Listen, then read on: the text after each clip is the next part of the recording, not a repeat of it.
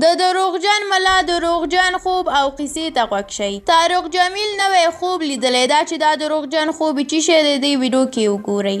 د پاکستان د تبلیغیانو یو مشر مولانا طارق جمیل تازه یو نوی خوب لیدلی دی چې هغه پکې وایي چې جنا مې په خوب کې ولیده چې په خوله کې 2 ګوتې راکړې او کله چې له خوبه راویښ شوم نو په خوله کې مې د شاتو خوند و.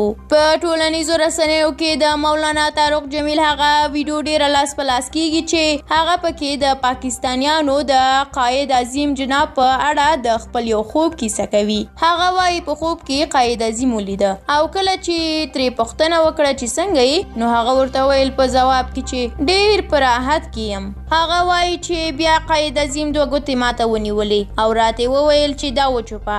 زه لږ وویرېدم چې دا به څه وي نو هغه راته وویل چې بچیه مه ویرېږه دا وچوپه نو الله به له تا نه د دین کار واخلي. طارق جمیل وایي چې ما د هغه 2 ګوتې په خوله کې ونیولې نو د هغه د خولې نه شات زما خولې ته روان شول. کله چې له خوبه راویښ شوم نو زما په خوله کې بیا هم د شاتو خوند و. مولانا طارق جمیل دا ویډیو د پاکستان د 10 ازادۍ په ورځ په ټولنیزو رسنیو کې خپره کړې وه. خو د طارق جمیل په دې ویډیو نه یوازې دا چې د نورو هیوادونو خلکو سختې نیوکې کړي دي بلکې په خپله سلګونه پاکستانیانو هم د طارق جمیل په دې ویډیو نیوکې کړي دي. له تاسو ډیره مننه چې دا ویډیو تر پایه ولیدله. د طارق جمیل د دې دروغجن خوب په اړه کوم نظر لرئ زموږ سره په کومنټ کې شریک کړئ او که غواړئ همداسې نورې ویډیوګانې هم وګورئ نو زموږ ملال افغان یوټیوب چینل در سره ضرور سبسکرایب کړئ. تر بلې ویډیو الله مو مل شه. د خدای په امان.